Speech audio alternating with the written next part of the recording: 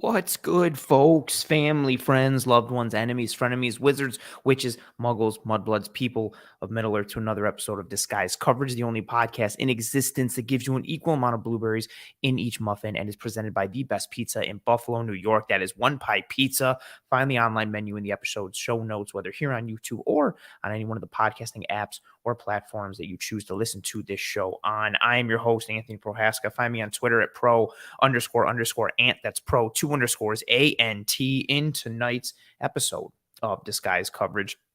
Pretty straightforward, pretty self-explanatory. We are going to be diving into Buffalo Bills training camp and doing some stock up and stock down. Stock up, stock down is a familiar theme here on the show. Do it in season a whole bunch, pretty much in every episode in different forms or fashions. But what I want to do with stock up, stock down in this episode is it's not just individual player focused like I think a lot of the stock up, stock downs are. We're going to be looking at multiple pieces. So it's not just player pieces. It'll be players, it'll be coaches, it'll be position groups, and a lot of it will be schematic pieces as well. There have been some really cool things on both sides of the ball, really offensively and defensively, that granted, it's early on and it's a very small sample size and it's still camp. So I don't think I could overstate that statement enough. So take all of this with a grain of salt to a degree, but there are a lot of really fun, exciting things that we've seen offensively and defensively from the Buffalo Bills thus far in camp, as we're in the midst of week 2 from a schematic standpoint that are, again, it's early. We're still in camp. Preseason hasn't even started yet. Pads just started popping, but there's a lot of things that are really, really, really encouraging for this 2023 season that we've seen already. Again, there's been a common theme for me on this show throughout this offseason, and it's been focusing on several schematic pieces that the Bills needed to get better with, both offensively and defensively. Some of that stemmed from positional pieces and roster pieces and talent or coaches, but at the end of the day, the X's and O's and the schematic parts and how they came together and how they were going to be used and what buttons are going to be pushed and what dials are going to be turned. That was a huge focus for me this offseason for this team and seeing what they were going to do in 2023. And based on what we've seen in camp thus far, a lot of very, very, very exciting pieces we're seeing to start to come together already. Again, early on. So you could take that with a grain of salt, or you could say, hey, it's early on and we're already seeing it. Maybe it gets even better. So no matter how you slice it, very excited to dive into those pieces tonight. And that'll be the theme for this episode. And as always, as I say here on this show, from you folks, I'll say this again during the entirety of the show, but questions, thoughts, comments, concerns, philosophies, ideologies, maxims, anything and everything that you folks have, feel free to throw them up into the chat. Who has stood out for you? Who is trending down? Who is trending up? It could be a who, it could be a what. If you have attended any of these Bills open training camp practices and there's something that stuck out to you or something that stood out to you, that's awesome. I want to hear about it. Throw it into the chat. I like to make things as interactive and as engaging as possible on this show, especially on the episodes where I ride solo and don't have a guest, like tonight's episode. So anything you folks got, throw it up in the chat. We will be bringing up all these pieces throughout the show as much as I can. Super chats, as always, get priority. 1, because I respect the monetary donation. 2, I see the change in color in the comments, and it attracts my eyes, and I go through to it. Oh, man. Pop says he's been to every practice. I respect it. I respect the hell out of that, Pops. Well done. Well done. Sophia's here saying hi. Hi, Sophia. Appreciate you being here. What else? Oh, RJ got a lot of... Let's start from the beginning here. Chris says, let's go Buffalo. Appreciate you, Chris. RJ coming in saying stock down today was Dawkins and Brown. Both had a rough go of it. Yeah, the offensive line had a bit of a down day today. If you're listening to this, that would be August 1st, Tuesday, August 1st. Bit of a down day for the offensive line, which we're going to get into to a degree. And RJ coming back with his stock up, which is Dalton Kincaid, Trent Sherfield, Ed Oliver, Shaq Lawson. I don't know why I was going to say Manny Lawson. That would not be correct. Leonard Floyd, Groot, and Dorsey doing smart things. Wow, RJ, you're complimenting Ken Dorsey. I feel like this isn't the real RJ. I feel like someone hijacked your account. Blink twice if you're in Milwaukee. Or no, bark twice if you're in Milwaukee. So close. RJ also saying, also Gabe Davis looked great today and Friday when I went to camp. Love seeing those pieces. Ooh, good evening, Bills Mafia from Brooklyn. What's up? Glad you're joining. Appreciate you. John saying, I am hearing that Kyle Allen is not looking good at camp. It's concerning me a little bit. We need a backup quarterback that can at least win a couple of games. He had a couple good balls on Sunday, I would say, but I mean, the offense had a rough day today in general. But I don't think overall he's been awful. To your point, though, I would love to hedge my bets as much as I can. I don't know if any team feels good about their backup quarterback situation. I guess unless you're the Ravens with Tyler Huntley. But I second that notion to a degree. Like I would like to know that if something were to happen to Josh Allen, God forbid, for a couple of games, that the Bills have somebody back there who can prevent the wheels from falling off. Ooh, Roy coming in with a theme early on saying Elam possibly a stock down candidate. Dane getting more reps with the first team. That cornerback number 2 battle is definitely a focal point in this episode and on this episode. We will be getting into that. Nice little bit of foreshadowing there from Mr. Roy Collins. Brandon saying we should get a round of applause for our guy AJ Sobolski. He's done a phenomenal job reporting on everything he can throughout all camp. Yeah, former Cover One intern. Appreciate him. Shout him out. Pops, who has been to every single training camp practice, major shout out to Pops for that. Pops says Kincaid, Sherfield, and Hardy are all great new pieces to add to a good offense. Daniel coming in saying, I'm enthused by the reports that Kincaid and Torrance are doing well. Always glad to hear good things about the rookies.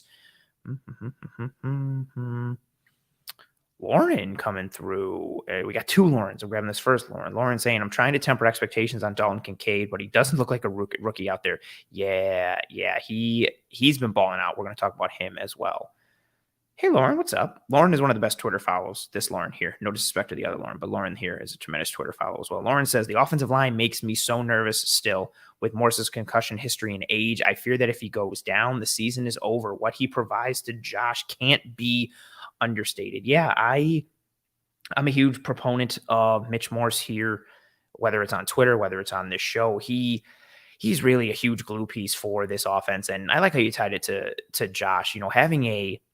Having a competent center from a physical standpoint, from an execution standpoint, is obviously like a huge important piece, but it's also that mental side of it. Like Morse's ability to set protections and diagnose fronts and help Josh in that regard, and then being able to set the offensive line and being a linchpin, not just from an ability standpoint, but from a mental standpoint, a football IQ standpoint. I think he's tremendously important to the Bills offensive line. The only thing that helps me feel a little bit better this year is knowing that if Morse were to go down for a little bit, the idea of, okay, Ryan Bates could potentially kick into center and then Osiris Torrance is at right guard. Again, that's provided that Osiris Torrance is able to do that and doesn't look like an absolute disaster, which he has not so far, which we're going to talk about in a little bit.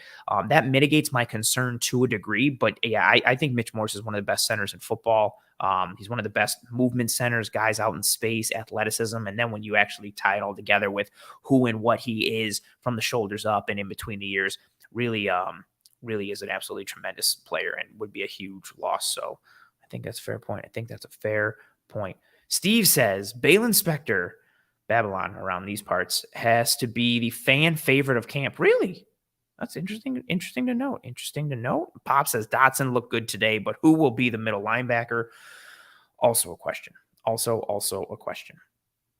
All right, let's dive into it. So as I said, anything, questions, thoughts. Oh, see, Jessica knows. That's Steve Noble. Yeah, it's Babylon Spector on this show. We recognize the name, but he's Babylon here. Whoa, I gotta stop. We got a super chat. Oh, this is really cool. Justin, 1, thank you for being here. 2, thank you very much for the monetary donation. 3, really cool. Comedy says it's 11 a.m. Wednesday morning in Australia. That's awesome. Disguise coverage is global. Look at us breaking time zones. We're in the future right now. This show is in the future. I know that's not how time zones work, but for all intents and purposes, right now, this show for me is existing simultaneously in the past and in the present and also in the future. So that's how I choose to diagnose this. Well done, Justin. I appreciate your being here. Justin says, again, 11 a.m. Wednesday morning in Australia.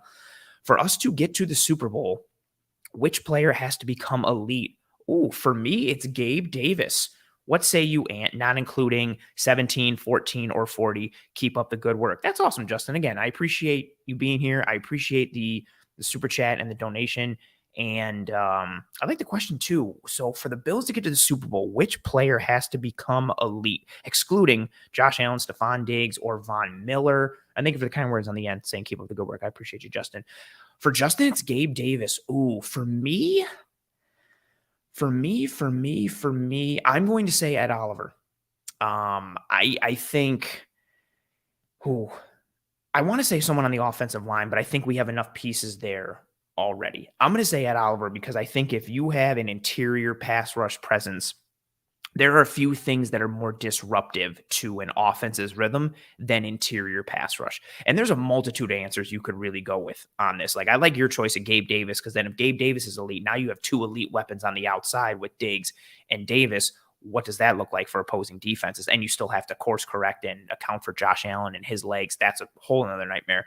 But if Ed Oliver becomes elite on that interior, that means you have an elite presence on the interior of your defensive line. You have an elite presence on the edge with Von Miller. You already have one of the best secondaries in football. You have an all-pro linebacker at the second level. That, for me, would take this team to the next level. I think there's enough pieces now on offense where the bar has been raised for the floor. If you gave me an elite pass rushing presence on the interior of that defensive line, again, like Ed Oliver, it could be somebody else, right? But I think from a realistic standpoint of who could still tap into some elite traits and ability, for me, it would be Ed Oliver. And then all of a sudden, and I don't want to use this comp because he's gotten comp to him enough, but you see what someone like Aaron Donald can do, or, go to Kansas City with Chris Jones, or what Jeffrey Simmons does for the Tennessee Titans, what Quinnen Williams has done for the New York Jets. There's a multitude of these game wreckers on the interior of the defensive line across the league, what Fletcher Cox has done for years with the Eagles. I don't even want to name too many guys because I'll leave somebody out and feel bad. But when you have an elite presence on the interior from a pass rush standpoint, it's so disruptive to anything and everything an offense does. And then you pair it with Von Miller on the outside and an elite secondary on the back end. That would, for me, that would be really, really, really troublesome for any offense. I like that. Oh, and Pete, Pete recognized my analysis of time zones. He said that's how time zones work. Exactly, Pete. I appreciate you. You're a scientist. You understand. Thank you very much.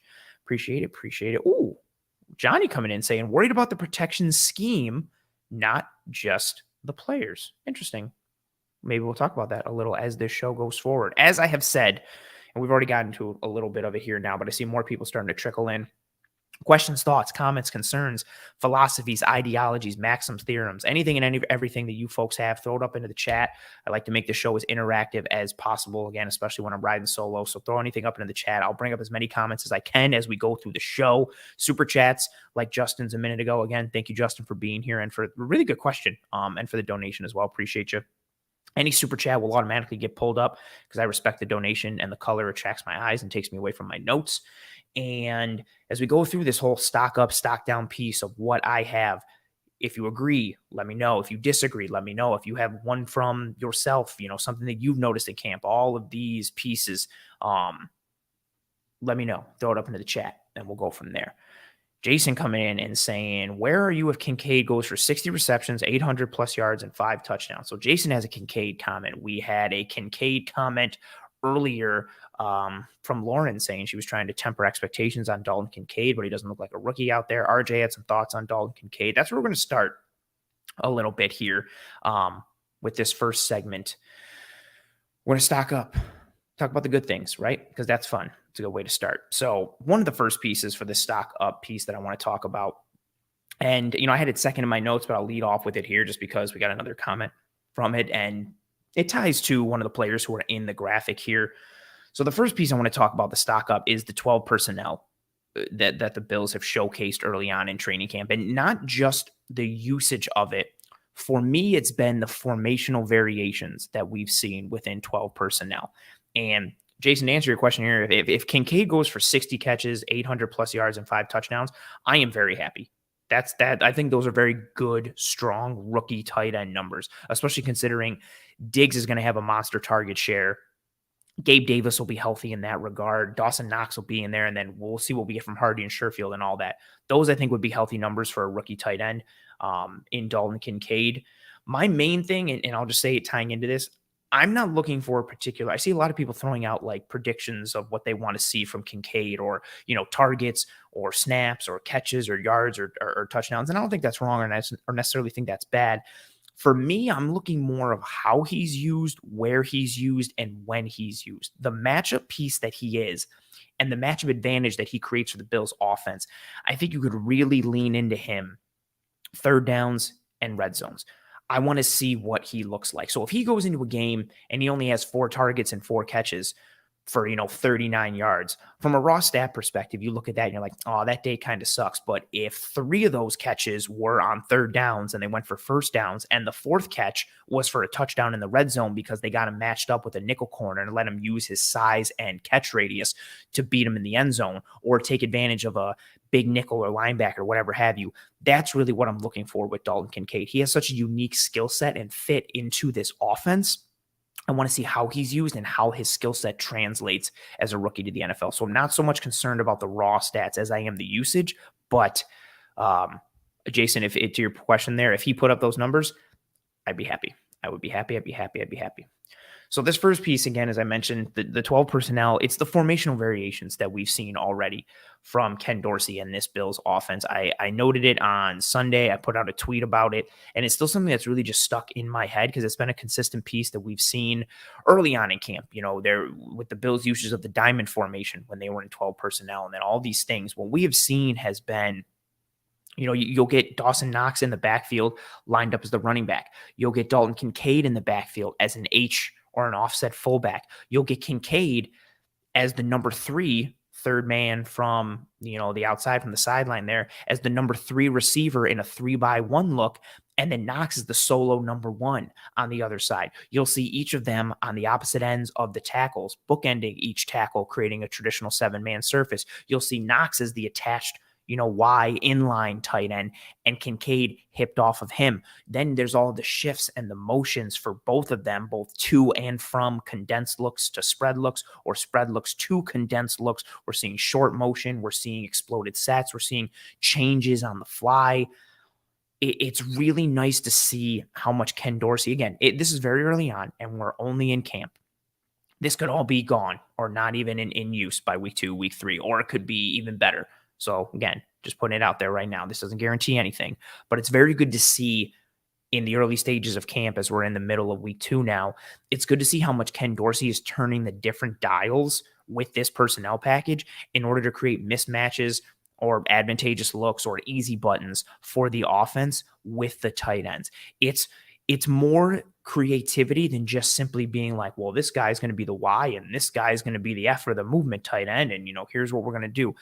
It really seems like Dorsey's having fun with this. He's getting creative. And this is what the whole piece of why 12 personnel is exciting, especially for me. And again, I've said it throughout this entire offseason. I think 12 personnel is the ultimate dictation tool or piece or formation, whatever verbiage you want to use, for an offense in today's NFL, where so many defenses are built to limit explosives in the pass game, whether it's the 2 high coverage structures, pre-snap or post-snap, whether it's light boxes, whether it's nickel personnel, whatever, or the combination of all 3 of those things, which is usually what you see in modern NFL defenses. 12 personnel makes defenses have to account for a variety of things, because 12 personnel in and of itself is a formation that if you have 2 tight ends that can both function in the run and in the pass, 12 personnel becomes a formation that doesn't really have a lot of tells and doesn't really have a lot of tendencies to it, because you can get to almost anything and everything anytime you want. You can run the ball. You can pass the ball. You can go play action and take a shot. You can go spread. You can line up in a 7-man service and then check at the line, and all of a sudden you can go 2-by-2 out of gun, or then take James Cook and motion him out and go full spread with a 3-by-2 or, a 4-strong formation. There's so many things you can really lean into. The run game is so diverse because of what you can do with attaching those tight ends to the line or hipping them off the line. You can get to any kind of run. You can go weak side zone. You can go outside zone. You can go downhill with inside zone. You can run duo. You can run gap schemes. There's so much you can do from a creativity standpoint. So much of the menu is more available to you without having to turn the page of that same menu. So 12 personnel is very exciting. But again, you still need, that puppet master pulling the strings who's using that personnel grouping and those players within that personnel grouping to their fullest. And what we've seen so far, again, it's early on, but Dorsey using these formations and using motion and using shifts at the line of scrimmage and all these pieces in conjunction with one another, or sometimes, isolated from one another, he's using them to create advantages for the offense. He's using them to create mismatches in situations where it's not a guarantee, but it's a relatively easy button for Josh Allen to press because he can see the matchup, he can diagnose the coverage pre-snap, he sees who is matched up against who, and he knows what the skill set looks like, and he's able to find that guy and push that button. So it's nice to see those pieces early on. Now, going into that 12 personnel piece, Dalton Kincaid, I've been extremely impressed with Dalton Kincaid. His pro readiness, I don't think is something that I anticipated. And I was high on him coming out. The athleticism, the ball skills, the catch radius, the fluidity, the technicality, the understanding of how to read coverages and how to read things, when they change from pre to post snap, his ability to find space. But all of it's just coming together. Like even just something when, Josh Allen throws a ball to him on the move and he's got to extend a little bit. Like he catches it and brings it in and tucks it down, and you don't see him stumble. You don't see him change his gait or his stride. Like it's all just functional, fluid athleticism. And you see it repeatedly, or you watch him run routes and stack a safety or stack a defender and then break down quickly and get out of his cut on a square in and just lets his man run by as he breaks free. You're seeing consistent hands. You're seeing him find space. You're seeing him work back to the football consistently for Josh Allen or anybody who's thrown him the ball. Like there's times where he finds space in the zone and he's between two defenders and the quarterback puts the ball on him and he knows where those defenders are, and he'll come back a couple steps or sometimes several steps in order to pluck that thing out of the air and make it his. His pro readiness is higher than what I initially thought it would be. And so Dalton Kincaid's stock is way, way, way up. The 12 personnel package overall, I would think that stock is way, way, way up. But I came away really impressed with Dalton Kincaid thus far in camp, and seeing him in person and watching how he's been operating and how he's translating to the NFL. Again, this is early on. Pads haven't really fully popped. You haven't faced an opponent yet or any of these things, but he's showing really well in a very encouraging form and fashion. From the jump, he hit the ground running last week, Wednesday, and it's just gotten better every single day and every single day. Johnny saying, what are your honest thoughts on Kincaid's blocking? How bad is it? I don't think he's a bad blocker. I think I've said this on the show before. I think when you're a tight end who is labeled as a receiving threat or as a pass catcher as your like main or top tier skill set, I think there's an immediate assumption that happens, whether consciously or unconsciously or subconsciously, that it means, oh, okay, well, like he's a receiving tight end. It means he must not be a good blocker. I'm not going to sit here and say that Kincaid is a plus blocker and he's a guy that you want blocking all the time. But I don't think he's deficient, and I don't think he's a liability or a vulnerability. First of all, he's a willing blocker, which is more than half the battle. Like blocking, so much of it is just the sense of urgency and the desire to block, the physicality, the mindset, the want to, the need. Like that's what it is. And he has that piece. Second, he's not a people mover. He's more of a shepherd. He's more of an escorter or somebody that will kind of impede his man. But if you're asking him to dig out a safety or asking him to dig out a nickel corner or crack down on a linebacker, like he'll do that. And where he's got to work on pieces is, okay, if he is lined up attached to the formation as the inline tight end or as that Y, and he has to block down on defensive end, can he do it? Right? Can he handle going up against the more physical linebackers like a Jawan Bentley from the Patriots, for example? So I don't think his blocking is bad. I don't think it's as strong as the receiving aspect of his game, which again doesn't mean his blocking is bad. It's just that his receiving chops are so high and so highly touted that everything else is going to kind of not necessarily fall by the wayside, but not get talked about as much or overlooked to a degree. So I don't think he's a plus blocker, but I also don't think he's bad. I also don't think he's deficient. He's not somebody that you're like, well, we can't run this because Kincaid can't block, or, well, we can't get to this because he won't block. That is not the case. It's something that he needs to work on and improve with. And again, this was something that Dawson Knox had to do as well. Dawson Knox has improved as a blocker in his tenure with the Buffalo Bills, and he came in not as a good blocker. I think working with their tight ends coach, Rob Boris, he does a really good job. Somebody who has experience working with guys like Greg Olsen and that tight end room back in the day. And, seeing the progression that Greg Olsen had coming out of Miami is just more of a receiving based tight end and not really physical. And then going to becoming legitimately one of the best overall like tight ends in his tenure in the NFL. Just seeing what he was able to do and, working with their tight end coach, Rob Boris in Chicago when Olsen was there before he went to Carolina. I think they have a good tight end coach in the room.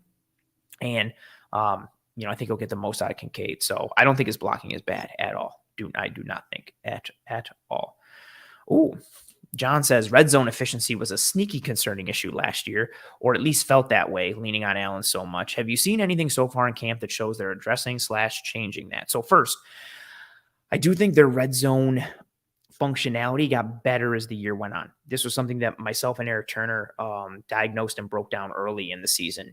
And when you look at the holistically, the season as a whole, like their red zone numbers were not good, like from a DVOA perspective, from a touchdown percentage perspective. It was clunky. It was disjointed at times. Some of that isn't all on isn't all on Ken Dorsey. Some of it is on Allen's decision-making, but you get into a bit of a chicken egg scenario. I do think, though, as the season went on last year, the red zone offense got better. So far in camp, I think the 12 personnel piece is one that helps, not to continue to bang that drum, but the 12 personnel piece in the red zone is a huge matchup advantage piece. We're already starting to see that a little bit early on in camp, but I think what's more encouraging in the red zone has been just the use of different personnel groupings, the usage of motion and shifts, and the usage of the run game and what kind of runs they're getting to. So I think they started to address and change some things as the season went on last year. And I think they've continued on that path thus far in camp. And I expect a better red zone. I expect a better red zone performance from an efficiency standpoint from the Buffalo Bills this year. Pete saying Kincaid will be in during 11 personnel and likely wouldn't be any worse than Quentin Morris was. And what's also a piece too, right? Like the whole 12 personnel thing, and this is something like I've said this statement a bunch now. Like I keep saying, like I've said this on the show before. The fun thing when you have two tight ends like Knox and Kincaid, right? Two guys who can function in the run and in the pass. You can be in 12 personnel and be in traditional 12 personnel looks where, again, both tight ends are attached to the line of scrimmage and you have a 7-man surface bookending the tackles, or one's attached and one is hipped off that guy, or a nub formation into the boundary. All these pieces, you can have more traditional 12 personnel looks, or because of the athleticism that Kincaid gives you, and Knox really too, you can be in 12, right? But be in traditional 11 personnel alignments and formations, like I mentioned earlier. Like one of the ones that they were really getting into Sunday that I really liked was they were just in a 3-by-1, but Kincaid was the number 3. Like, so Kincaid was in like the Cole Beasley spot. And then Knox was solo on the other side, exploded out by himself. So all of these pieces you can lean into when you've got the tight ends like the Bills have with Knox and Kincaid. You can be in 12 and run traditional 12 personnel formations and plays, but you can also live in an 11 personnel world by schematic design and play call and alignment and formation, even though you are, in 12 personnel. Being in 12 personnel last year with like Knox and Tommy Sweeney, you couldn't run 11 personnel formations and packages and plays and things like that and concepts. Now you still can, because Kincaid, for as much as he is a tight end, he is also basically a receiver. So I think that's a very, very, very encouraging piece. Question: do you believe the coaching staff has finally bought completely into 12 personnel? I do. I think they wanted to buy into it last year. I think they brought in O.J. Howard because they wanted 12 personnel, and then it didn't work out. Ken Dorsey, his time in Miami, granted, it was a different game of football back then, but when he was a quarterback at the University of Miami, multiple tight end sets were a huge part of that offense. This was a guy who was playing with Jeremy Shockey and Kellen Winslow, and they were in more pro personnel packages. And then where he cut his teeth learning on how to run an offense in the NFL, when he cut his teeth with Carolina, that was a team, again, the team that was going to the Super Bowl with the Carolina Panthers with Cam Newton, Greg Olsen, and Ed Dixon. They were running a lot of 2 tight end sets. So if you go to his playing days through to where, he cut his teeth as a coach, and also, again, tying it into the bigger picture for me, which is 12 personnel being a dictation tool in today's NFL, given the patterns and trends that we're seeing with NFL defenses. I think they wanted to buy into 12 last year. I think if O.J. Howard had worked out, you would have seen a lot more 12 last year. In a similar way to how the Chiefs last year were going with a bunch of 12 and a bunch of 13. Granted, some of those numbers are skewed because Travis Kelce is one of those tight ends. But for what the Chiefs were doing last year with a lot of 12 and 13, I think you would have seen that from the Bills last year had OJ Howard worked out. So yes, I do think they're bought into it, and they just needed that personnel piece in a Dalton Kincaid to allow them to fully get to there. Oh, John says, thanks so much for answering my question. Oh, of course. P.S. I run discontinued foods on Twitter and try to boost the Bills whenever possible. Keep up the great work, Anthony. Oh, I appreciate you, John. Thank you for stopping by. And I know that Twitter account. That's awesome. It's one of the most interesting ones. Yeah, Lauren says it too. Like, I love the discontinued food page. That's awesome. Thank you so much. Oh, man. That's awesome. Dunn716 says, I think they've been trying, with 12 personnel piece. I think they've been trying to do this since Dable. Sweeney didn't work out, and neither did Moss. Well, Moss wasn't a tight end, but I get where you're going.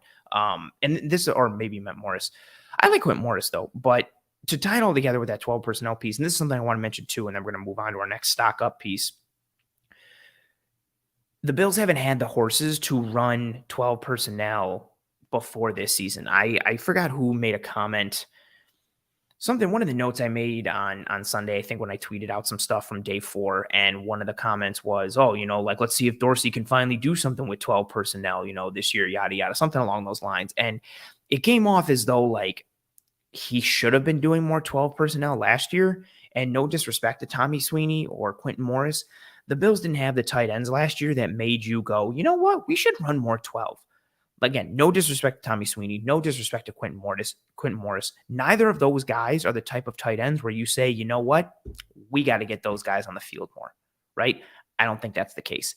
And I like them as tight end 3s or tight end 4s potentially, but now that they have the horses, I think you'll get into more of it. And like this comment says, I think they've been trying to do this since Dable. Sweeney didn't work out. We'll see what happens. I do think they wanted it last year with OJ Howard, and it did not.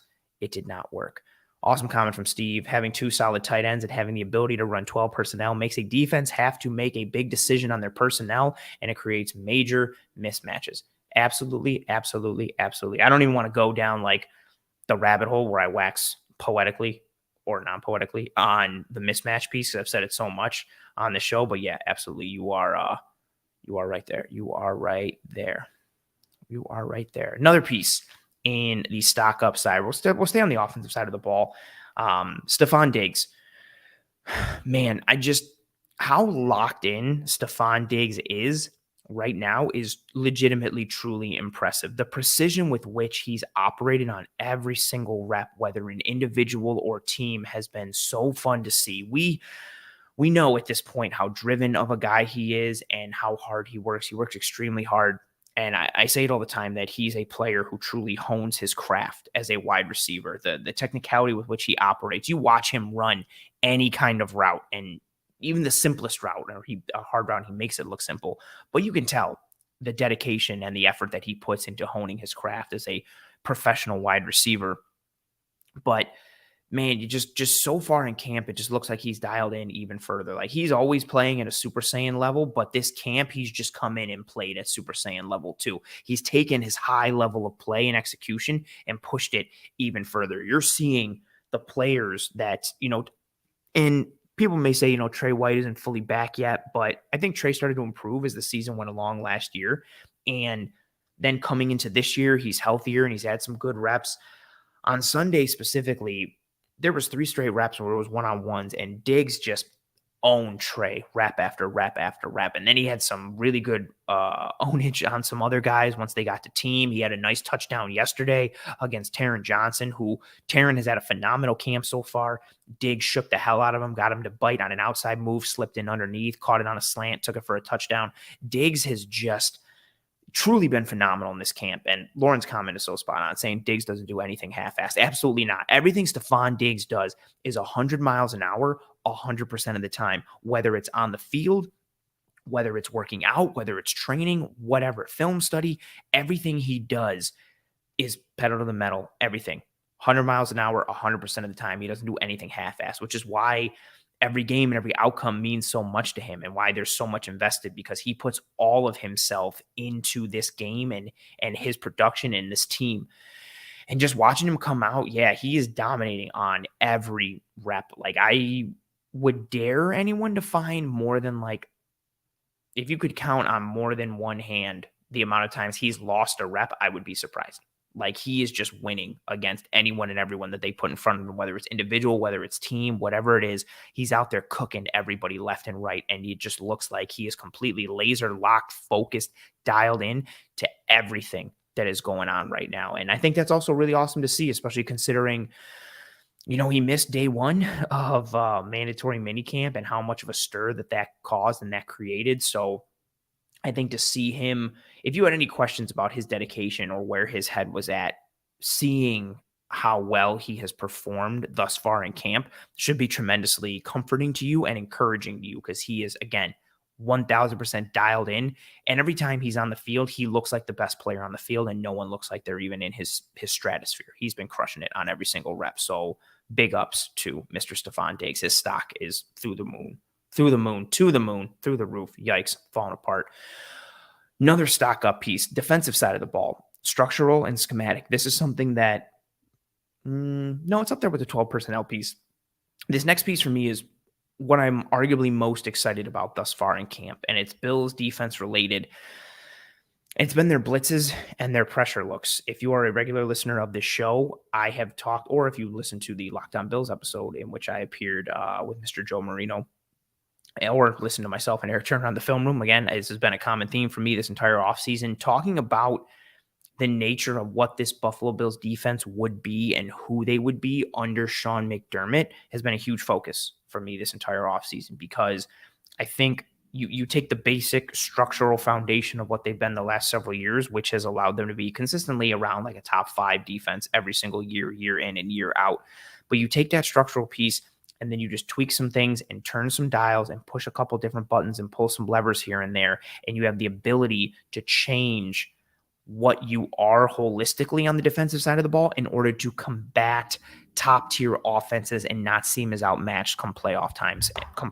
And one of those pieces for me was the aggressive nature of Sean McDermott and who he was as a defensive coordinator in Carolina and in Philadelphia, and coming from that Jim Johnson tree. And we are seeing that thus far in camp. We are seeing more simulated pressures. We're seeing more regular blitzes. We're seeing pressure being shown and then everybody dropping out. That's how Jordan Poyer got an interception on Josh Allen in the low red zone on Sunday. We're seeing aggression. We're seeing a fast, physical, attack-minded defense that is also playing mind games with the offense. All things that we've talked about on this show as being pieces to expect to see from a Sean McDermott-led Buffalo Bills defense in 2023. And again, all these pieces are showing up early. You're seeing overloaded blitzes. You're seeing, mugged up A-gaps, and they're bringing it.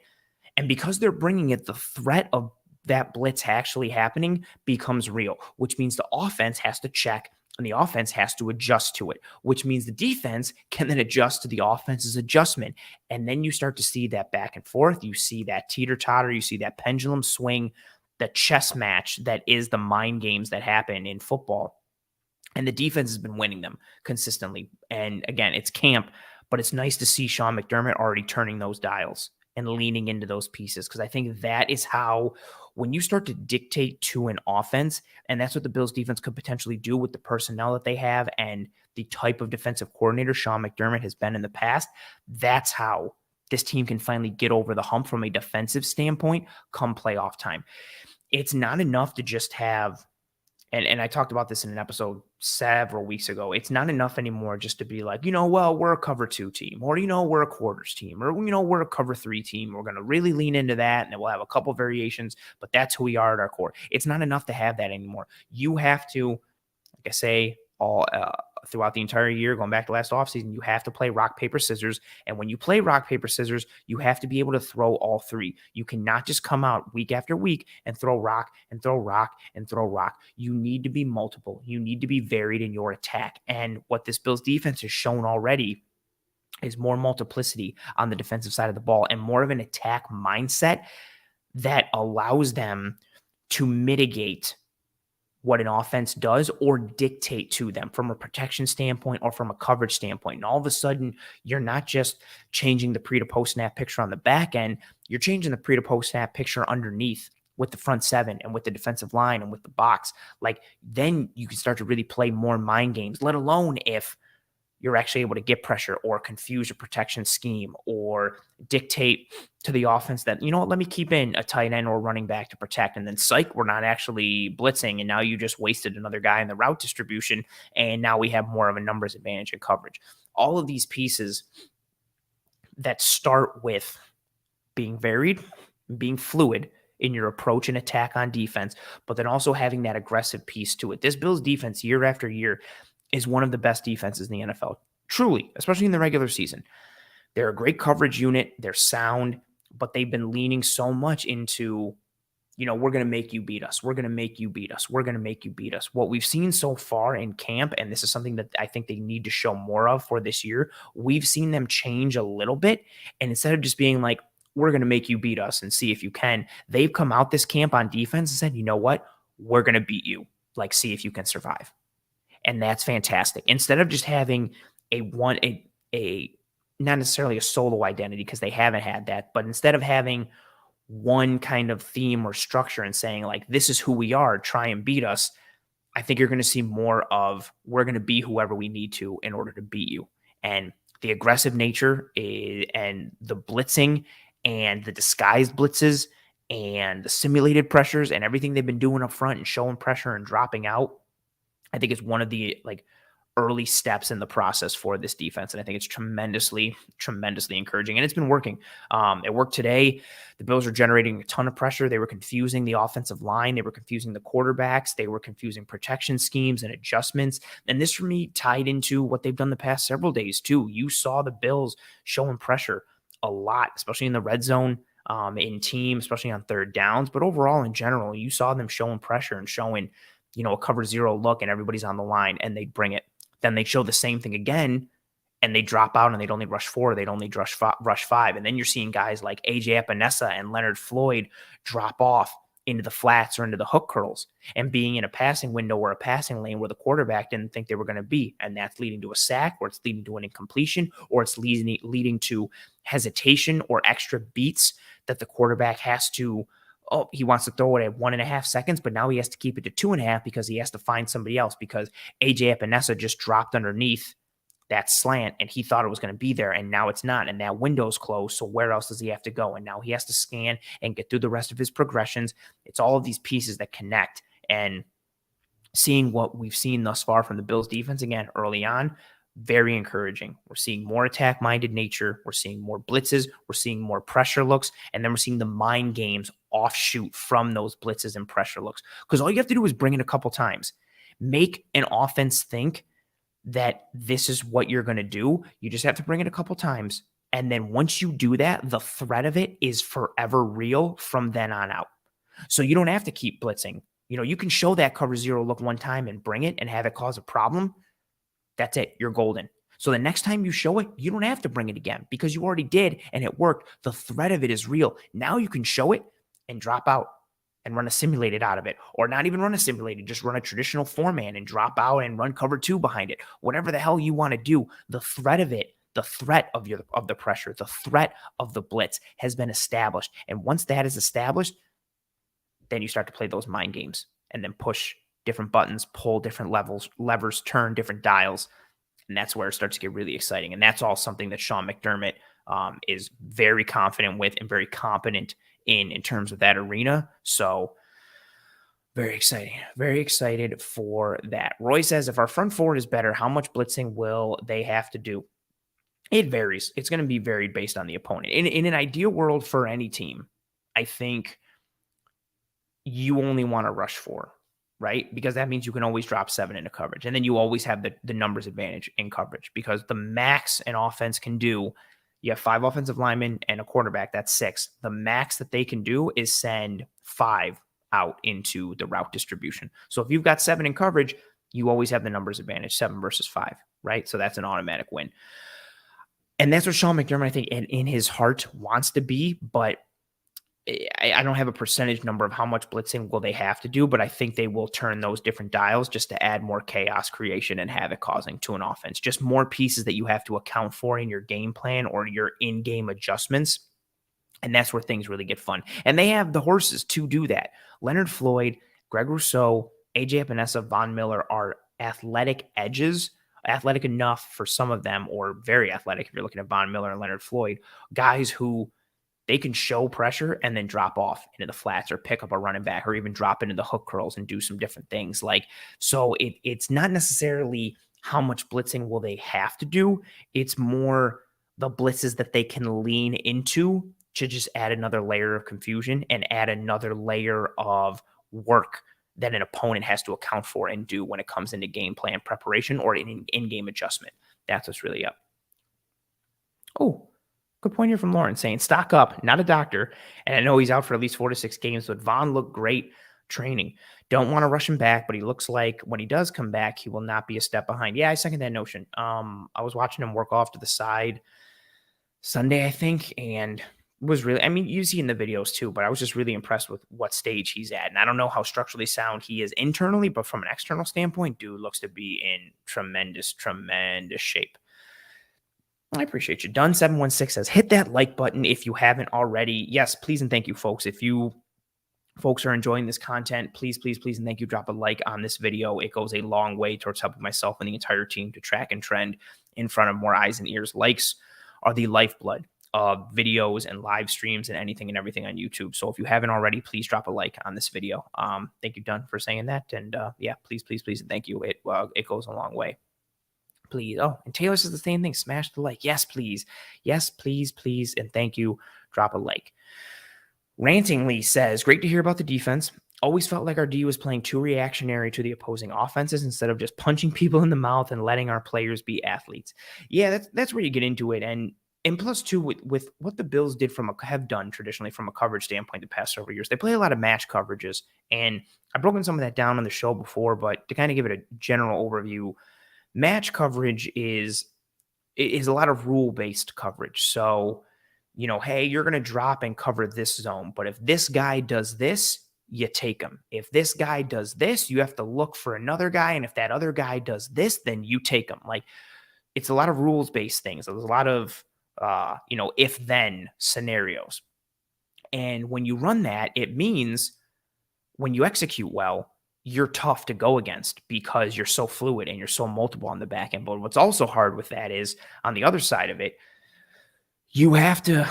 everybody's got to be on the same page. Everybody has to see the same thing. Everybody has to know, like, okay, if number one does this, that means this guy does this, I do this, so-and-so does this. If number one does that, number two does this, and I have to look over here, and everybody has to read and react in the same way and close to being on the same timing in terms of their reactions. It's hard to just live that way. And to your point, though, it is reactionary because you are waiting for the route distribution to develop. And once it develops, bang, that's what you're doing. Pair that with an ineffective front from a pass rush standpoint once Von Miller went down. And I think that's really where the defense lost its teeth last year and didn't have teeth the past couple of years because they lacked true pass rush pop up front. It's just not a winning formula come playoff time when everybody has your entire regular season on tape. They know who and what you are. They know your tendencies. They know your likes, your dislikes, your weaknesses, your strengths, and how to play into or against all of those. So I think having another aspect with that aggression, that fast, physical, attack-minded type of play mixed in with the ability to show pressure and bring it or show it and drop out and have that threat of it always looming over an offense's head, it's a real nice dictation piece. Real nice dictation piece. Last piece here from a stock up perspective, and as some people have mentioned him already in the comments, Taylor Rapp. I like the Taylor Rapp signing because of the sub package capability and potential that he could have. But I think so far in camp, you've seen the versatility. John Butler talked about it today, you know, how he's being used in multiple positions and being asked to do multiple things. His physical presence has already shown up. He dropped Reggie Gilliam on Sunday when, you know, Gilliam just ran a flat route and Rapp came through and tried to break up the pass and just kind of chopped down and came through, but he went through Gilliam and dropped him. That's not an easy thing to do. Gilliam's got some size on him from a pound standpoint, and Rapp just put him down immediately. I do think there are some limitations to Taylor Rapp's game, but I think his stock is trending up as well. Just I've really liked what I've seen from him. And then overall, just a couple From an individual player standpoint, to follow in line with the Taylor Rapp piece, I think AJ Epinesa has looked good. Ed Oliver had a tremendous day today, so I think he's trending well. Leonard Floyd is trending well. I think Gabe Davis trending well as well. Trending up as well. James Cook as a runner is trending up. James Cook as a pass protector, unfortunately, is trending down. And again, there's some guys that are kind of in limbo a little bit, but that's the majority of the stock up pieces for now. But my two biggest ones, well, from an individual player standpoint, Stefon Diggs has been the best player on the field every single practice, and it's showing. But my bigger ones for stock up are the structural pieces that we've seen in the 12 personnel formational variations on the offensive side of the ball, and how creative Ken Dorsey is being, how creative and how purposeful Ken Dorsey is being with his 12 personnel packages. That's what is a huge stock up right now. Then on the other side of the ball, the Bills defense, just the blitzes and the pressure looks and then the mind games that are stemming off of those blitzes and pressure looks. So those schematic pieces that I think are going to be tremendously important once, live bullet start flying, and the season starts. I'm falling apart. Pop says, who do you think will be the 4 safeties on the team? I think it will be Micah Hyde, Jordan Poyer, Taylor Rapp, and DeMar Hamlin. I think that I wondered, maybe Cam Lewis makes it in a special teams or a nickel role, but I think those will be the 4 safeties. I'm pretty confident those will be the 4. Awesome comment here from Steve. Say McDermott seems like a very adaptive coach to the times and will have longevity as a coach like Andy Reid because of it. I think it's very fair. Also tie into that too, like Leslie Frazier as well. For as much maligned as Leslie Frazier has been these past several years come playoff time, a lot of what you saw from the Bills defense from a coverage standpoint in terms of their structures and identities, they're very much ahead of the curve with the whole 2 high structure thing and disguising coverage and changing the pre to post snap picture and their match coverage pieces, right? And that wasn't all just Sean McDermott. Some of that was Leslie Frazier. So I do think Frazier was adaptive as well. I think where they differ is Frazier is more of a make you beat us kind of coach, and McDermott is more of that's cool, but every once in a while we're going to try and beat you type of coach. So McDermott's going to mix in more blitzes and more, havoc and chaos creation because that's, how he learned defense from Jim Johnson, the legendary and famed Philadelphia Eagles defensive coordinator from the late 90s and 2000s when the Eagles were just one of the perennial powers in the NFC year after year. So that's where McDermott cut his teeth, and that's the type of defense that he leans into. So I think he and Frazier are in like a similar tree or umbrella, but McDermott turns different dials and he operates in different shades.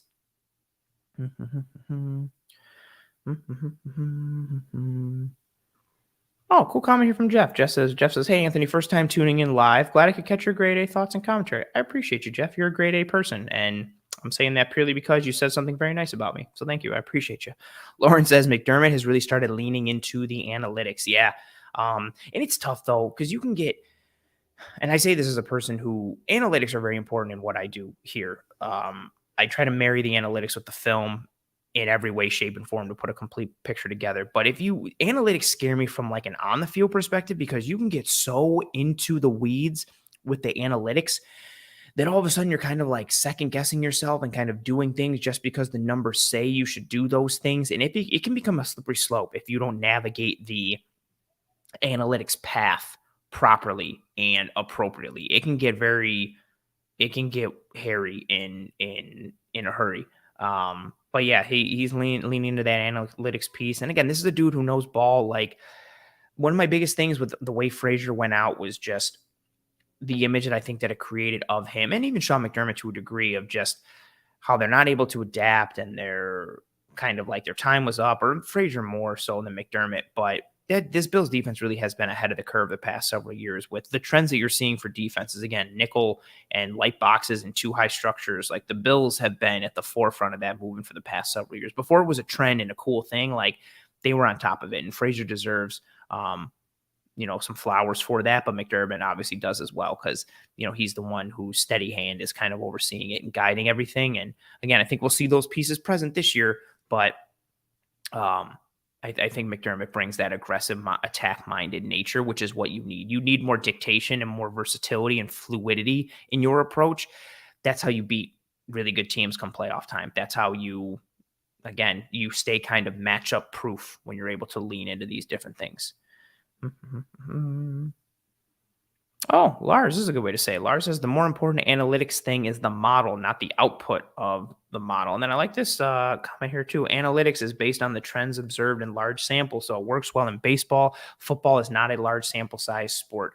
I think that's very well said. I am huge into the analytics piece from a baseball standpoint, as a big baseball fan. But I think that's fair, yeah, because sample size is everything. I mean, I said it leading off in this show when talking about who's trending up and down right now, that, we're into camp and we're in the second week, but it's still relatively a small sample size. Sample size is everything. And if you don't have the proper sample size, especially on the lower end of it, obviously, it skews your data significantly. And then you're operating off of an analytical model and structure that's based on a smaller sample size. And that's not really giving you the true trends or the true data sets that you need. And thus you're making uninformed decisions, or decisions based on kind of uninformed data because you don't have the proper sample size to go off of it.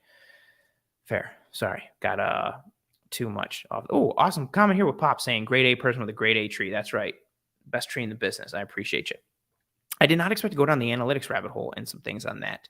And this is a good comment here from Pete. Pete says, analytics is great. I think you can also say the quote, the analytics say punt, but our team has a play we believe in here. Absolutely.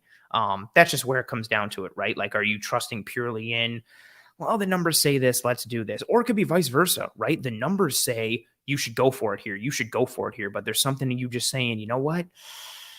They've had our number here and I don't feel confident in what we got. You know what? Let's punt it. It's having that ability to feel that within the game and being able to, again, merge the analytics with what's actually happening in the data with the actual physical representation of what you have in front of you, marrying them together, and going from there. It's a slippery slope when you go purely into the numbers and the data sets, but we'll see. We'll see what happens. We're going to transition now to the stock down portion of the show. But before we do that, I want to bring up the sponsor.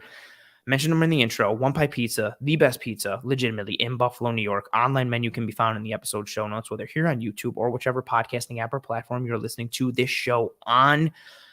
Get yourself some One Pie Pizza. Delicious homemade blue cheese, sweet sauce on all of their pies, cup of char pepperoni, a fantastic cheese to sauce ratio. One of the things I love too, and I say this on every episode, like when you get like veggies or different toppings, it's not just like whole chunks. Like they dice them all up perfectly and then sprinkle them on everywhere, so you get an even like taste in every single bite. They just do the pizza game right. And I know there's a lot of great pizza in Buffalo. It's one of the best pizza cities in the world, but One Pie for me is top tier, top notch. There's nobody better. So go get yourself some One Pie Pizza. Again, online menu can be found in the episode show notes. And they're good people as well. I talk about it all the time about how they give back to the community and what they do for the city at large. So treat yourself and treat your family and your taste buds and your loved ones and the city of Buffalo just One Pie Pizza. I would probably say do that as soon as possible because it's a treat and you deserve it. Stock down.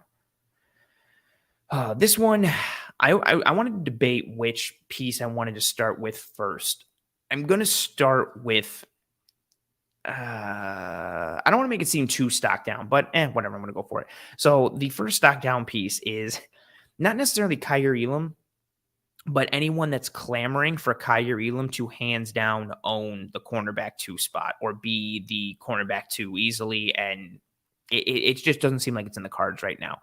So I'm going to start with some quotes here from defensive backs coach John Butler, who said, in relation to the cornerback 2 spot, here's just some words that were uttered by DB's coach John Butler. We have 3 guys, all have, and those 3 guys being Kyer Elam, Dane Jackson, Christian Benford. We have 3 guys. All 3 have their own unique skill sets. We've been rotating their reps with the ones. We have a plan in place with each day being different in terms of who gets the reps with the ones and the 2s and the 3s. We have a long way to go in deciding what happens at that position, including the preseason games and preseason practices, and then seeing who can execute in season. So that's what DB's coach John Butler said. And even without what John Butler said, seeing in camp what we've seen thus far, you can see the rotation. we are in a legitimate battle for the cornerback 2 spot, and I also don't think a platoon for that position is out of the question either. Similar to what we saw with, well, Levi Wallace and Kevin Johnson in 2018, 2019. I'm bad with years. 2019, when the Bills lost to the Texans in that stupid game in the playoffs. So my stock down isn't necessarily Kaiir Elam. I guess it is by extension. If you believe that he should be corner 2, his stock is down because he's not corner 2 right now. I don't know who corner 2 is. I don't think the Bills know who corner 2 is. If I had to put a betting odds favorite right now in terms of who I think is going to get the most snaps at corner 2 coming out of the gate, I think it's Dane Jackson, which I know everybody's super thrilled to hear that, because anytime I say anything good about Dane Jackson on Twitter, I get people coming out of the woodwork acting like I insulted their mother.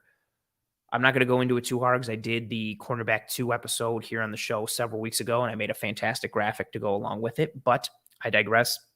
I think Dane Jackson had a better year last year than he gets credit for, and I don't think that Elam was ready to own that corner 2 spot last year, like a lot of fans think that he was or capable of, especially with with some of the plays he made down the stretch, right? Some of the plays he made in that night game against Miami, the interception against the Dolphins in the playoffs, or even early on in the year with the interception against Kansas City. And some of this comes from, myself and Eric Turner sitting down with Kaiir and talking with him about who he was early on and how he developed as the season progressed in terms of being more comfortable and trusting himself more.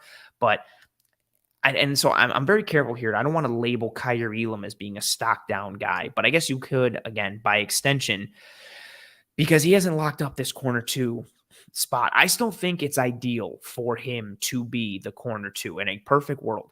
His size, his frame, his athleticism, his speed, his skill set.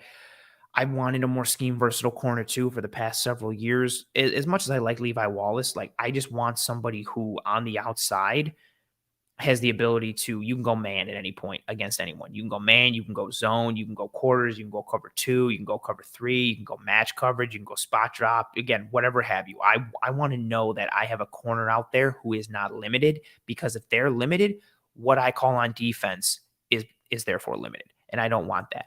But we're just not seeing it. And I don't think this is the conversation that I think resulted in last year. Is everybody was blaming Sean McDermott for not starting Kaiir Elam and not playing Kaiir Elam more. And it was just funny to see that and hear that. And people really didn't ever ask the question well, maybe Kaiir's not doing good in practice. Maybe he's not instilling confidence in the coaching staff to play him come game time. Now, this is where two sides of the same coin or double-edged sword or, the pendulum swing goes, right? I think Kaiir Elam would be in better shape to be corner 2 right now had he played more reps last year as a rookie, right? That more time on task usually, again, not 1,000% guaranteed, but it usually results in, better play going forward. But on the other side of that, you have to look at a team that was trying to win a Super Bowl last year. And can you really have a premium, important position where someone has to learn on the fly and is a potential vulnerability? Because like I've stated on the show before, like Sean McDermott or Brandon Beane said about a month or so ago, there were mental mistakes that were being made by Kaiir Elam in practice. And those mental mistakes you were seeing in games, even in games where he was showing up big against Miami in the playoffs, and he had some nice interceptions. He had a couple blown coverages in that game where Poyer is hollering at him because he made the wrong read and somebody's left wide open, but Skylar Thompson couldn't make that throw, right? I like Kaiir. I think it's ideal if he is the guy, but I think we need to start to get to a point to look at things where it isn't necessarily all on. If Kaiir is not starting, I don't know why it's automatically Sean McDermott's fault, or if back then Leslie Frazier's fault, and so on and so forth. And RJ saying Bruce Nolan broke down Kaiir's playoff games and he was by far the best DB on the field since he was the only plus player. Since he was the only plus player on defense that game. I didn't see that from Bruce, and that's cool with it. I don't think he's bad. He had some nice plays in the playoffs. He also had 2 really big blown coverages, and I think if that's happening in games, maybe it's happening in practice as well. And then how can you holistically feel confident putting a guy out there if he's making those mental mistakes, especially in a match coverage, zone coverage kind of defense? So I don't think Elam's bad. I just don't think his play last year necessarily warranted that he automatically be the starter coming into this year, or that his play last year warranted him being the starter last year. I think that's the reason you saw that platoon system, that platoon scheme. And some of it too is him learning on the fly. This was a corner who was a man corner, who was physical, press, get up in your face in college. Now he's got to come into the NFL and he has to, one, learn different technique, because the kind of physicality you showcase in college, that doesn't play in the NFL past 5 yards, right? So you have to be less handsy because you'll get flagged in the NFL. Then he's got to learn how to play more off coverage, more zone, more pattern matching. So he already had to learn on the fly, and he's doing it at a hard position against top tier talent, where in today's NFL, usually like the best athletes are probably at the wide receiver position. And so the hardest position to me in the NFL is to be an NFL corner, because the rules are stacked against you. And then the guys you have to cover are so difficult to cover. It's hard to play at that spot, right? So I think allowing him to continue to develop and simmer, I have no problem with it. I would love Kyer to be the guy. I would have loved him to be the guy coming out of the gate last year. But Benford emerged and Dane continues to play solidly. So the stock down piece for me is anyone who really wants Kyer Elam to be like named cornerback 2 right now. And I'm not saying that won't happen. We could come into week 1 and Kyer is CB2 and he sees 90% of the reps, or even if it is a platoon, but Kyer's seeing 70 or 80% of the reps, something like that. I just think right now, that's cornerback 2 spot is legitimately locked in a battle. It could be Kyer, it could be Dane, it still could be Christian Benford. There are pieces of each one of those guys that this coaching staff likes. And with what I read from, a couple minutes ago with what John Butler said, combined with what we're seeing at practices, it's full rotation. You are seeing each guy get rep with the 1s, each guy get reps with the 2s, some with the 3s, depending on how you're looking at it. It's a legitimate battle. The preseason will probably shake out some more things, but practice is honestly going to be the huge one. I think the determining factor. And I think that's part of the conversation from last year too, right? Like you can get better in practice. I know there's no better time on task than live bullets and game reps, but dudes are going to have to prove themselves in practice. And it's not enough just to be like, well, put him in the game and he'll show this or he'll show that. Because if a dude is getting outplayed by somebody else in practice, it's hard for you to just be like, yeah, well, we'll start the other guy, right? And as Dunn says right here, like, it's good to know we have 4 good corners. I think that's also a positive. Like, you can never have enough corner depth, just like you can never have enough offensive line depth. So I like having Trey White and Dane Jackson and Kyer Elam and Christian Benford, and knowing that, like, okay, like we've got legitimately 4 serviceable corners, and they're serviceable to different levels and different coverage structures and identities. But that's also a fun piece, I think. And again, everything with Kyer, he had to learn a different scheme and system last year. He needed that time on task, and I think it took him time to adjust to it from a practice standpoint. I mean, this was a dude early in camp last year, they had to put gloves, like boxing gloves, on Kyer Elam because he was so grabby in practice that he was just drawing flags left and right. So they had to literally like wrap his hands with boxing gloves to make him stop grabbing. That's the kind of adjustment he had to make at the NFL level. And that doesn't mean that he's bad or it was a waste of a first round pick.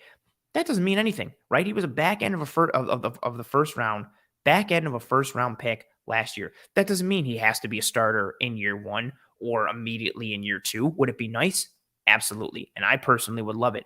But that doesn't mean that it was a waste of a pick or he's done or it's over. Guys learn at different paces and at different times. And especially when you come from a scheme and a style of play that you are not used to, it takes a little while to adjust to the NFL, which is hard enough to adjust to, let alone when you're relearning things or learning new things and trying to chuck old habits and learn new habits. But again, this was a dude who in camp last year was super grabby and they had to put boxing gloves on him to kind of chill, let alone the actual coverage structures and play and technique that he had to learn to be able to apply that regularly week in and week out.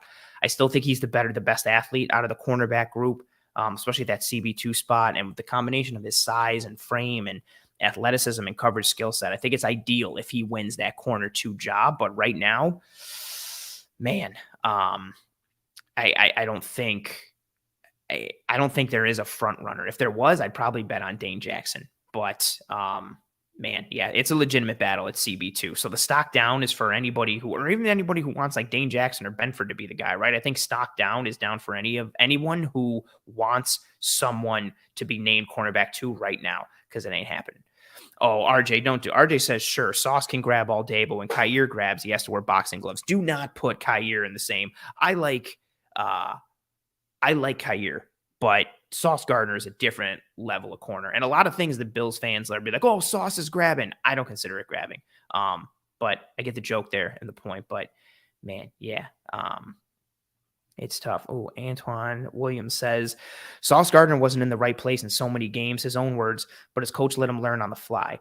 But Sauce is also a different level of corner coming out of the gate. Like, I don't think you can compare. Oh, I appreciate you. I appreciate you, RJ. I never know with you, RJ. You were joking. Don't worry. I appreciate you. Thank you very much. Antoine saying, I want to go back to this comment. There is something to be said for letting rookies learn on the fly, right? But I think the level at which Sauce came in as a rookie and the level that Kyer came in, I mean, they're two different types of prospects. They're two different caliber of players. And that's not to knock Kyer at all, but like Sauce was the slam dunk, hands down corner 1 last year for a reason. The scheme diverse. No. No. You're just saying Sauce has the confidence. That's the main difference. No, it's not just confidence. It's the hand placement. It's the footwork. It's the coverage versatility. It's the hip fluidity. It's the ability to read the route distribution and cover. It's the ability to have the zone eyes and the anticipation. It's the intelligence.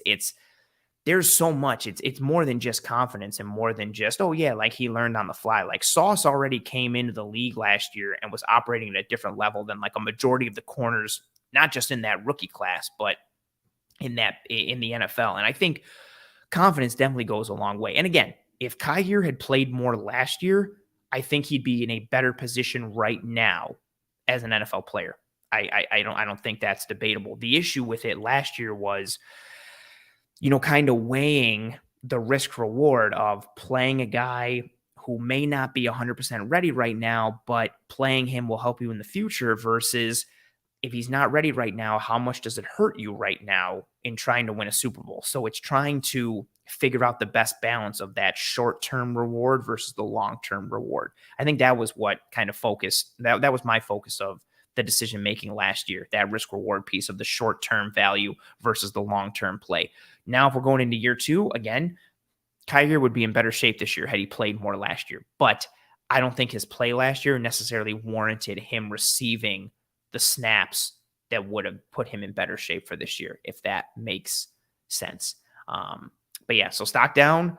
I don't necessarily want to just say Kyer, but if you were a person who wanted Kyer to be named corner 2 right away, that stock is down because it's a legitimate battle at that corner 2 spot.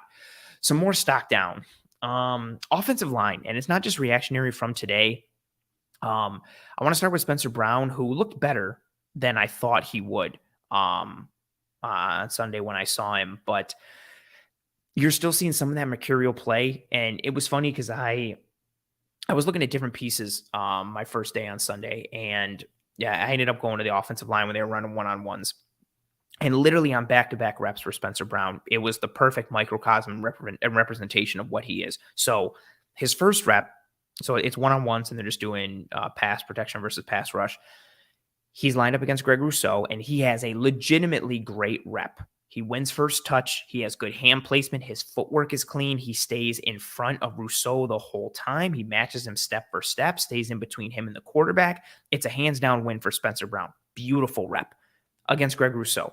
And you're like, wow. So or at least I said, wow, like I was impressed. So I stayed with the offensive line, want to see the next rep. The next rep, he goes up against Boogie Basham and gets burned around the arc where it doesn't even come close, barely even gets a hand on Boogie Basham, gets beat right around the edge.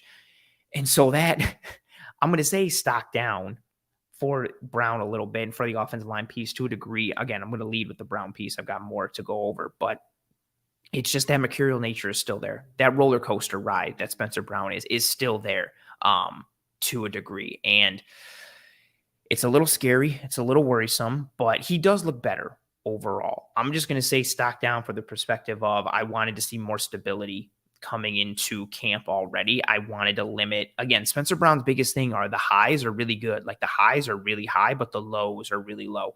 And right off rip, first individual drills on Sunday when I saw that he has a great rep against Spencer Brown, and then the next rep he gets beat horribly. And okay, here that roller coaster continues. So less than ideal. Wanted to touch on Connor McGovern. Not that he's been bad. He's been kind of fine to meh. There were a couple reps in individual where he got beat real clean. Ed Oliver got him on one. Daquan Jones may have got him on another, or maybe it was Ed Oliver both times. But Ed has had a really a tremendous camp so far, especially these past several days. I guess for me, the stock down piece with the offensive line is it's not necessarily because they're playing poorly and are trending down.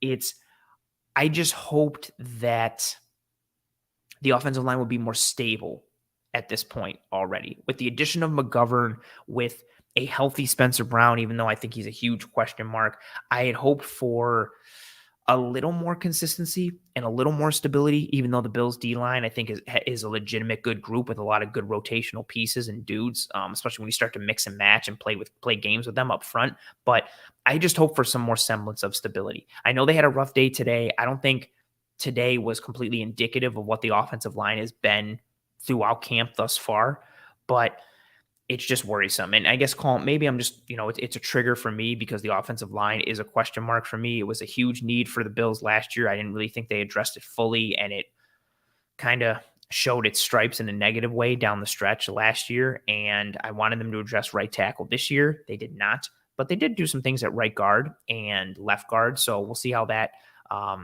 plays out. But the offensive line, again, I'm considering it stock down, not because they're trending down holistically. Again, Spencer Brown, I don't even think is trending down. But when you have a group that was inconsistent and you come into camp and they are continuing to show inconsistency, for me, that's a cause for concern. So I'm not necessarily putting the arrow down saying that they're playing bad, but I am a little concerned from that piece. Oh, good question from Aiden. Start to grab some comments here. Aiden says, did you have anything interesting to note about O'Cyrus Torrence and how he has been at his position in comparison to Ryan Bates? The first thing to note about O'Cyrus Torrence is how much weight he lost. I don't know how much, but I saw him in person at the Senior Bowl in Alabama in February. And he was a huge mountain of a man, somewhere in like the mid 330s to like 340 type of weight. I don't remember what he was, but he was huge, just monster of a dude, and looked the same on tape. I had to double take when I saw him the first day I saw him at camp this year. Like he's not small, but he leaned out, right? Like his legs, his arms. So he's in tremendous shape. Obviously, they got him on some sort of workout plan and diet and regimen and routine to get him probably closer to a weight that they feel more comfortable playing him at. So that's my first note, just is how much he thinned out and how lean he is. But within that, he hasn't lost his power. So don't think that, well, they took this big, powerful peeper mover, mauling type of guard, and they slimmed him down, and now he's not going to be able to do that. He's still got the power. He's still got the pop, but they did slim him down somewhere. He slimmed himself down. So I thought that was interesting to note.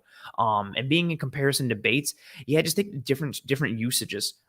With Bates, you're seeing more of the workout in space that we've seen traditionally from him. You're seeing more pulling. You're seeing him get on the move more. With Torrence, it's more of the pin piece than the pull. It's more of the downfield and displacement causing type of blocks than it is getting out in space and letting an athlete be an athlete. Because, I'm not going to knock Torrance's athleticism, but that's not his calling card, right? You want him getting his hands on dudes, using those vice grip, strong hands that are filled with shock and pop. You want him getting those hands on dudes early, and you want him driving them off the ball. Whether it's, again, on a pin and just washing somebody down, or whether it's getting into their chest early and creating vertical displacement. One of the reps, too, that I think speaks to O'Cyrus Torrence, I don't even remember what they ran on the front side of the play, but Torrence down blocked, and he had Daquan Jones, and he washed Daquan Jones completely down. And Daquan Jones is a large, powerful man. He's also smart as hell, and he knows how to feel like when he's getting blocked a certain way, he knows like, oh, okay, this is happening. Let me pivot and do something else to stop it from happening. And he could not. Torrence washed him down. completely. So I think it's, again, their differences in play style between Torrance and Bates are showing up already. So that would be my, like, one of my big things of to note there in terms of interesting is that you are seeing when each is in there at right guard, you are seeing the play calls lean into their skill sets a little more each respectively, because again, their skill sets are different. Bates is smaller, more fluid, more athletic. Torrance is bigger, people mover, mauler type of dude. So they're different types of guards, which has been one of my biggest questions for camp. And then leading into the season, because depending on who wins that right guard job, I think you have to call a different offense or a different kind of run game because they're each different kinds of players. And I thought that was a huge question mark in terms of what that could be. But yeah, I think they're being used in different ways already. And then Torrance just being a slimmed down version of himself that I had seen previously and prior. So we'll see what happens with that piece. Pop's coming in and saying the D line is bringing more intensity than the O line is. Yeah, I think that's a fair point. Also too, defensive guys usually bring more juice. But that's fair. Oh, seeing some love for Kyer. Yeah, Kyer had the game-ending pass breakup against Mike Gesicki in the playoff game against the Dolphins. He also had an interception on a really nice cover 2 drop where nobody was going underneath, so he just kept sinking and had an interception. And again, in that same game, he also had 2 blown coverages. So that's not to take anything away from him and the successes that he's had, but to act like he was just this perfect dude and should be the hands down guy, I don't think that was ever the case last year. And I think the fact that we're having a battle again in camp, some of that has to be reflected upon him. Like, it's not the coaches. The coaches don't have it out for him. The coaching staff for Kyer Elam wants Kyer Elam to win the job. They want to be like, oh yeah, we took that guy in the first and now he's starting. Look at us using our draft resources properly. That they want that, right? The fact that he hasn't locked down that position, it's twofold. It's one, could mean, and it's probably a little bit of both, could mean that, he's not locking it down and it's a him thing. Some of it could be the flip side, that Dane Jackson and Christian Benford are just playing really well. And that's the world that you just have to live in. But man, I know that we are going to continue to talk about Kyer Elam for the entire year, especially if he does not start. RJ saying the issue I saw with the O-line struggles has been with stunts. They're having issues with that specifically. Hopefully that is just something they learn by playing together. Some of that's going to be pass protection scheme and plan. Sometimes you just get gamed up and you don't see what's going on, or sometimes it's an individual failure. But I think back to that Cincinnati game in the playoffs, and they attacked the Bills with specific stunts and delayed blitzes and simulated pressures and creepers, in addition to just some alignment things that were tailored to attack the Bills in a specific way. So we'll see that piece. Lauren, in a similar way, saying, do you think some of the offensive line issues could be that they're trying to work on communication/protection schemes with a few new players? Absolutely. Especially if McGovern and Torrance are in there together, you've got 2 new dudes on the offensive line, right? And even if it's just McGovern in there with Bates and Morse and Dawkins and Brown, that's still one person you're trying to get together, right? So I think there is some credibility to that thought and to that worry. There's so much of offensive line play, I say it all the time, is chemistry based, the ability to know who's going to pick up what, or even just, on a double team together, right? Like who's going to fall off and climb to the second level, and being able to feel your partner and feel your opponent and having that type of synergy with each other on the offensive line. So I think 1,000%. We're into the second week, but we're still in day 6 or 7 of camp. So we'll see what happens as things go forward. I'm not, this isn't like, sound the alarm for the offensive line. There's still time for them to grow and get better and have a good day. And again, today was a bad day for them, but it's not like every day has been a horrible day for them. It's a little discouraging that, you have a physical practice and a physical day, and when the pads start popping, they start to falter a little bit on the offensive line. But overall, I'm not too worried. I just think for me personally, I had concerns about the offensive line coming into the year, and to still have those concerns now, that's why I'm putting them on the stock down list, because those concerns for me are still present. This next piece is a similar one as well. The other starting linebacker spot.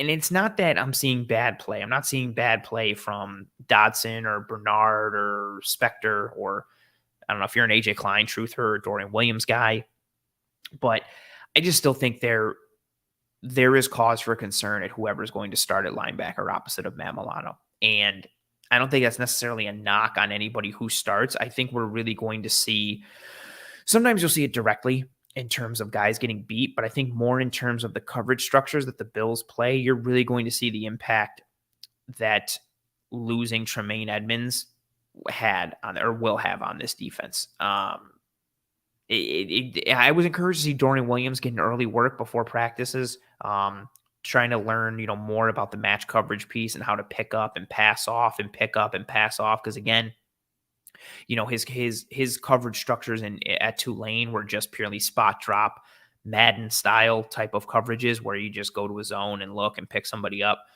It's a different world in the NFL, and especially in this Bills defense. But middle linebacker, I think, is similar to, or the other linebacker spot, I should say, is similar to the corner 2 spot, where you could make a case for a multitude of the dudes. It looks like right now Terrell Dodson's in the lead, maybe with Terrell Bernard coming up behind him or close to him. Dodson is all right against the run. I am very concerned about him in pass coverage. We've seen that in the limited sample size of when he started and when he has dropped into coverage. So it's stock down for this position. It's really stock down for me just because I don't have confidence in whoever is going to play at that spot. I don't think Dodson has done anything to lock it down. Bernard, for me, is still the least of all evils because he's above average at almost everything, even though he's not great at any one thing. I don't think Bernard has as many or as severe of vulnerabilities or deficiencies in his game that the other candidates at linebacker have. I mean, again, the fact that I'd be okay with Balen Spector Babylon around these parts being the starting linebacker for this team opposite of Matt Milano, I think really says a lot in terms of where this linebacker group is and what this linebacker group is. And I'm concerned about it. And again, I think you can mitigate Edmonds's, departure by having strong defensive line play and an all-pro at the other linebacker spot, Matt Milano, and a tremendous secondary at the safeties and all 3 corner spots, both outside and nickel. But it's worrisome to a degree for me. RJ coming in and saying, what's odd is Dodson has had 5 PBUs in camp so far. I think he really worked on his pass coverage this offseason. I didn't know he had 5 pass breakups.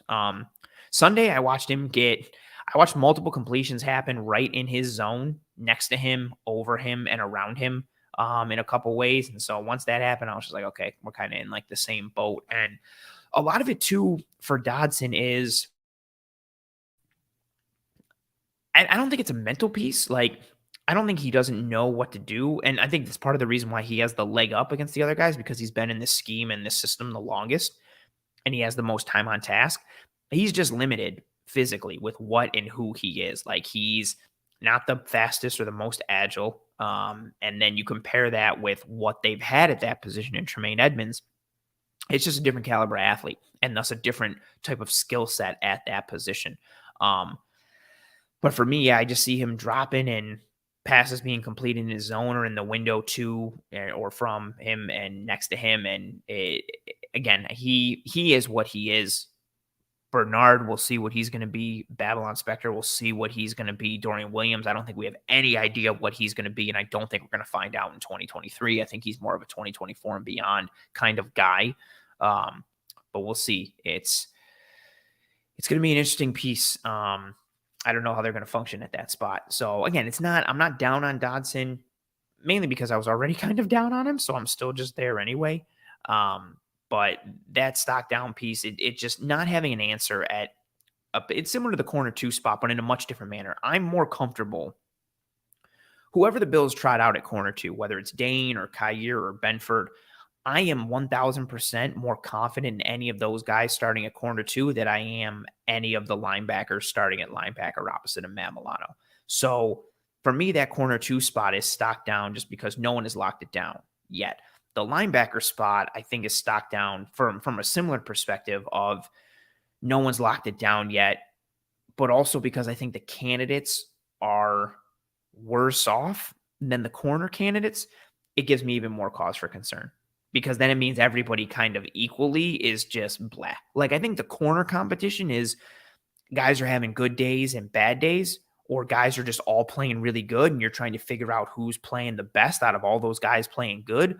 Linebacker, I just think it's still worrisome because you don't have anybody who's playing to that high level. It's more of just kind of like, all right, who does the worst the least type of thing. And we'll see what we get from them. Again, I still think Taylor Rapp is going to play a significant portion at that linebacker spot. Mainly be like if Dodson wins the spot, Dodson's coming off on third downs, which is part of the reason why I think he also could have a leg up, because they're not worried about him in coverage. Like, granted, teams are going to pass on first and second down, but I think Taylor Rapp as dime linebacker is a very real thing and will be a very real thing.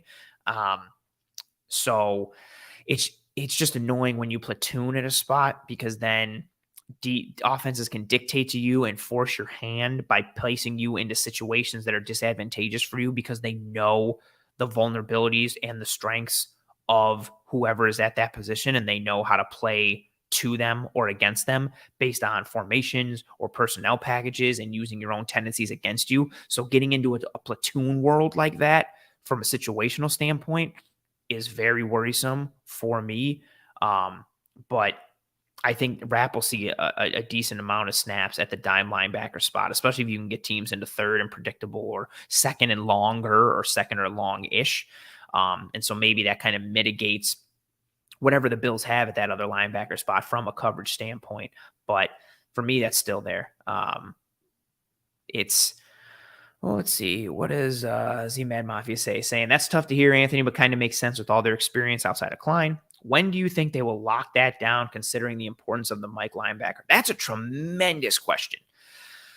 Oh, I honestly could see it going through the preseason. Like, I could see them rotating guys and getting different snap counts for everybody. Like, I could see them naming the starting linebacker like a week out from the regular season or as the preseason is kind of coming to a close. I don't think it's going to happen anytime soon, just because you've got several candidates. Who spoke on the linebackers the other day?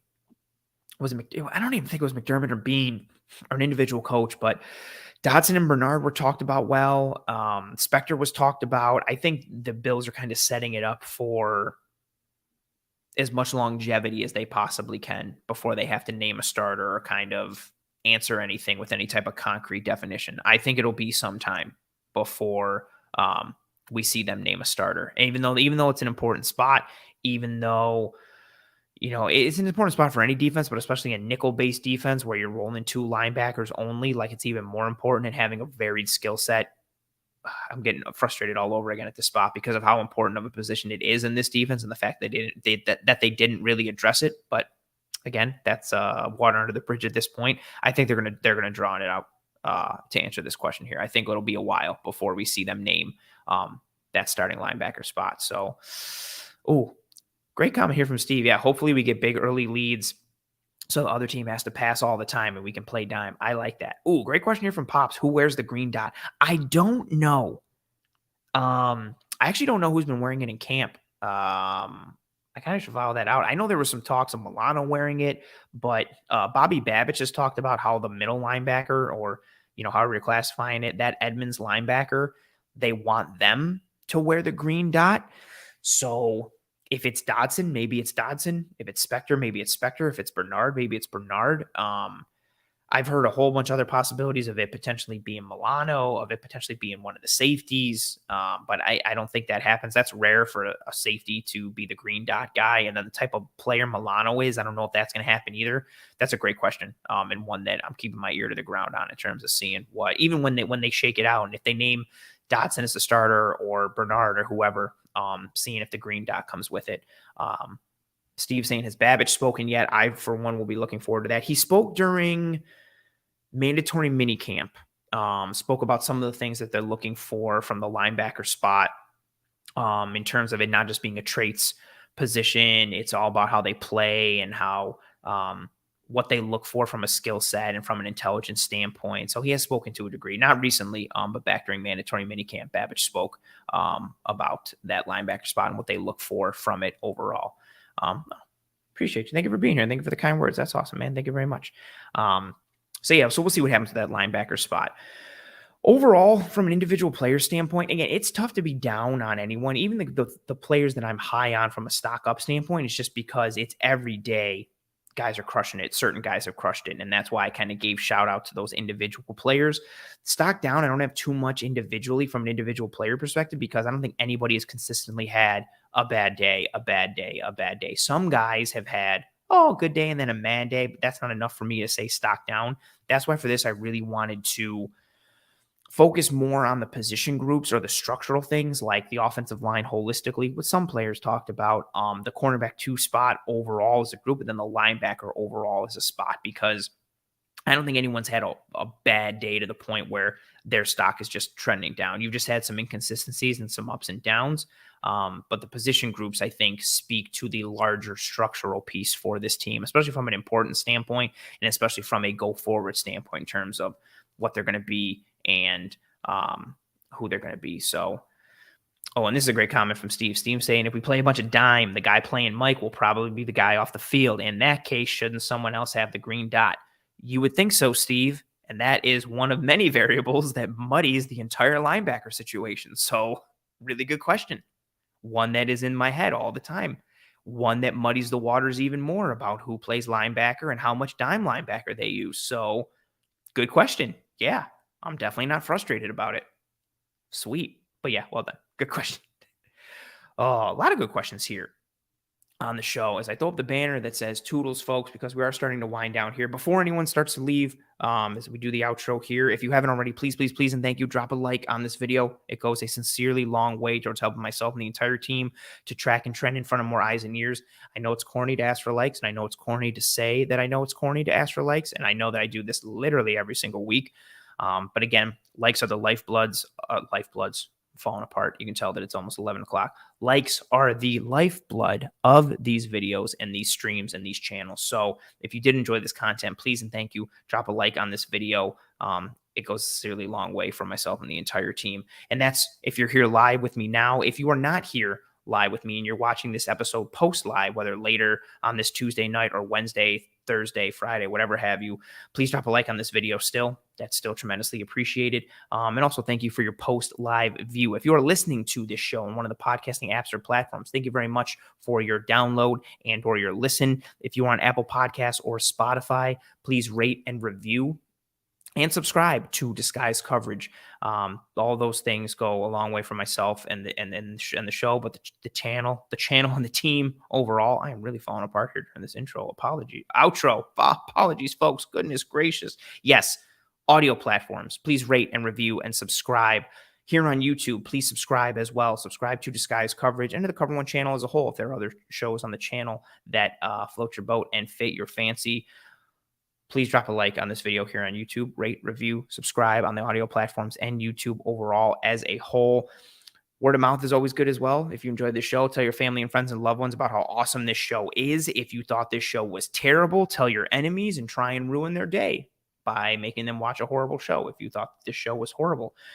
I hope you and your family and friends and loved ones are all doing well and staying safe. Be kind to one another. Take care of one another. I really appreciate all the kind words that you folks have said throughout the episode for me and for the show, and some more that are coming through now. Again, I don't like to bring up too many because I think it's corny, but I see them and I do appreciate them. So thank you very much for the kind words. And thank you to everybody who joined me live here on this show tonight. I say this every time I do a solo episode. It's nice to see a lot of live viewers and more importantly to see a lot of engagement in the chat because it makes me feel like I'm not doing a solo show, and that makes everything more enjoyable and makes it go a little faster in terms of just the overall vibe and everything. So thank you very much for your questions for myself, the back and forth with each other. Everyone who rode with me live here on this episode, thank you very much. Thank you very much to Justin out there in Australia for waking up early and watching the show, and then also for the super chat donation. Thank you very much. And again, whether you watched live or listened live or watched later, listened later, thank you very much for your view, your download, your listen, live, not live, whatever have you. Again, be kind to one another. Hope you and your family, friends, and loved ones are all doing well and staying safe. Be kind to one another. Take care of one another. I will see you next week Tuesday, August 8th, 9 p.m. Eastern for another episode. Actually, scratch that. No, we will not. Disguise Coverage will be doing the post-game episodes for the preseason games starting next week. I may still do an episode next Tuesday to keep the regular rotation in. We'll see. But I will be doing the post-game episodes for each of the 3 Bills preseason games starting next week when the Bills have a preseason game at the end of next week, next Saturday, I do believe. So stay tuned for that. May have a show next Tuesday night, but either way, you're getting a Disguise Coverage episode next week, maybe even 2. That's it for me. I'm going to go to sleep and go pass out. Godspeed, folks. Enjoy your night or enjoy your day, whenever you're listening to this. And I'll see you next week. And as always, Godspeed and go Bills.